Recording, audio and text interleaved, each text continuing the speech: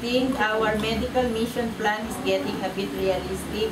On or about February 24, 25, we'll be in Mayumbong. Oh, Nueva Vizcaya ito.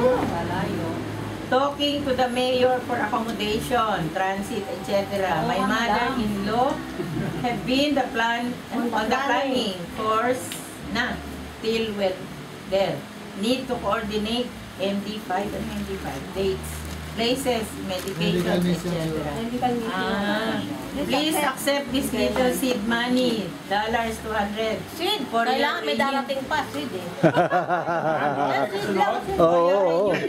Starter money lang yun. Kami sabihin sin tayo na mag ano pa. Tayo nagpapalago. Say hello to each one if they remember Auntie Andres. So long.